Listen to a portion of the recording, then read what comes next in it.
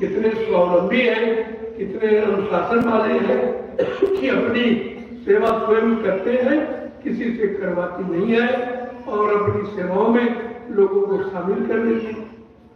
ये तुम्हारा इतिहास है। तो नहीं करोगे इतिहास कुछ नहीं होगा। जो लोग पीछे से आ रहे हैं उनका बन जाएगा, तुम्हारा खाली हो जाएगा और वो बल्कि तुमको निकाल बाहर करेगी। इतने सालों से तुम आ रहे हो, रहे हो, आदेश का पालन एक भी नहीं किया तुमने। वो तुमको हटा देंगे, भगा देंगे, तब तुम्हें खराब लगेगा कि नए लोग आ रहे, वो पा रहे उन्होंने, तो तुमने किए क्या?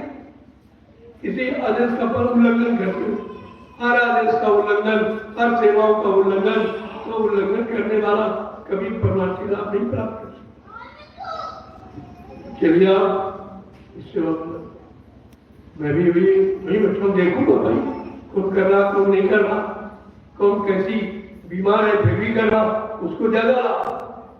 जो शरीर से कमजोर है अगर इस आदेश का पालन करे उसको तो बहुत डबल लाभ, क्योंकि वो बीमार होते हुए भी, परेशान होते हुए भी, दर्द सहते हुए भी आदेश का पालन कर रहा है, उसको आदेश का लाभ सबसे ज्यादा होता है। ये बात को समझते नहीं। तुम एक बहाना ढूंढ लेते हो कि मेरे दर्द हो रहा, अरे दर्द जाएगा कैसे? जो तुमने शरीर से जीवों को दर्द दिया है वही बदले में आपको मिल रहा। अब आप इस पालन करके अपने पिछले वाला दर्द भी उतार दो, दोबारा आना न पड़े और ये वर्तमान वाला दर्द ये सेवा करके उतारो। बिस्तर पर पड़ के मत उतारो, उसमें नहीं उतरेगा। बिस्तर थोड़ी उतारेगा, दवा थोड़ी उतारेगी, डॉक्टर थोड़ी उतारेगा, तो सेवा उतारेगा। सेवा कितने लोग ठीक हो गए, सारे परेशान थे, डॉक्टर पूरा घर लुट गया, कोई लाभ नहीं हुआ। उसने कहा भाई खुद ही आश्रम में रहो, अपना बनाओ खाओ और अपनी सेवा किसी को यानी बंटवारे, तुम्हारी सेवा का हिस्सा कोई लेने न पावे। अपना विषावदन खुद लेके जाओ ताकि कोई उस सेवा का लाभ न लेने पाए। भोजन अपना बनाओ और खाओ और जो आ जाए उसको खिलाओ, ये बंटाने का लाभ होता।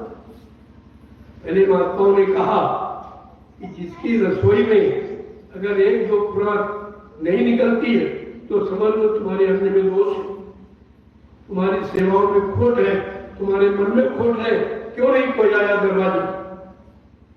इसलिए इसी महात्माओं की बनाई योजना थी कि जो भोजन बनाओ उसमें एक मुट्ठी ऐसे आटा वाला मिट्टी का निकाल, थोड़ा चावल डाल दिया और एक चम्मच तेल किसी में डाल दिया, थोड़ी दाल, बस देखिए महीने में इतना तैयार हो जाएगा कि 10 व्यक्ति भिखारी भोजन कर दे।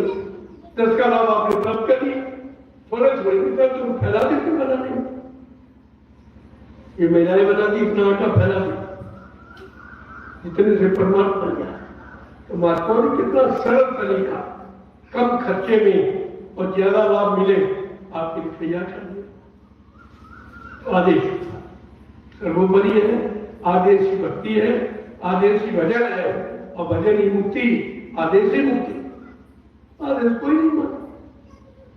थोड़े दिन कृपी अभियान करा, बंद कर दोगे, दया बंद।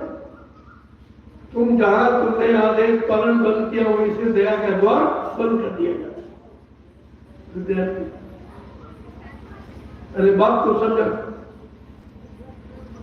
जय गुरुदेव, जय गुरुदेव, जय गुरुदेव,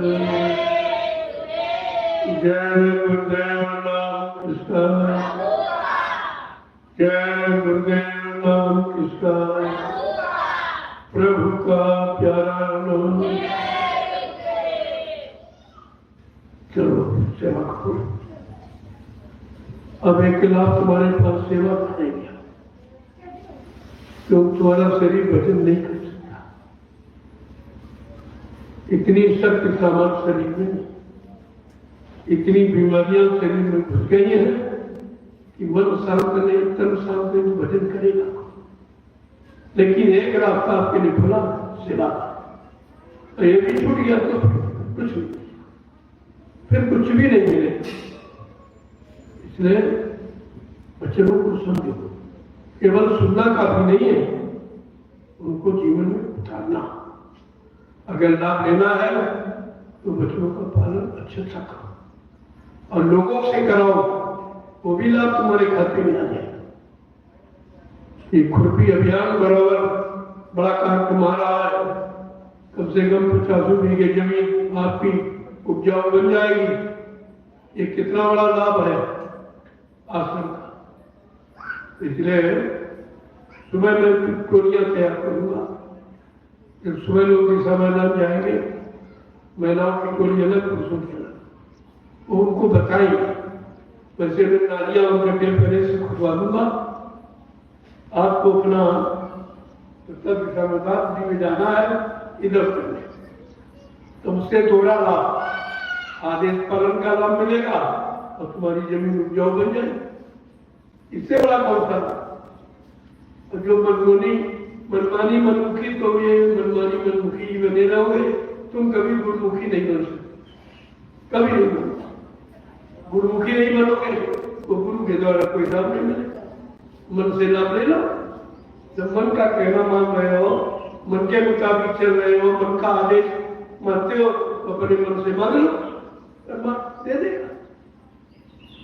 इतना समझाया गया कि मन के कहे चलो मत कोई, सदगुरु कहे करो तुम सोई, तो उसमें तुम्हारा लाभ है, इनमें लाभ नहीं है। फिर भी अभी तक इस बात को लोग समझ नहीं और परेशान है। हमने तो कह दिया भाई परेशानी बढ़ेगी, जब आते रोते हमें कहा कम रो रहे हो, अभी तुम्हारे आंसू बंद नहीं होगी, रोना बंद नहीं होगा, अभी और रोगे। अगर आदेश पालन नहीं करोगे तो आपको रोना पड़ेगा, पछताना पड़ेगा, अंत में नरकों में जाना पड़ेगा। कौन सा लाभ तुम्हारी? कहोगे हम तो आश्रम जाते थे, हम सेवा देते थे, हमें पैसा दे, तो पैसे की कोई गारंटी नहीं है कि पैसे तुम्हारी जीवात्मा का कल्याण कर दिया जाए, या पैसे से कोई पाप कर तुम्हारा माफ करा, ऐसे क्यों? कोई गारंटी, ये गारंटी हमेशा इस बात को ध्यान रखना। शारीरिक सेवाएं शरीर को लाभ नहीं देगा। शरीर शुद्ध रहेगा, शरीर निरोग रहेगा तो भजन भी करोगे। बगैर शरीर तो कुछ कर ही नहीं सकते।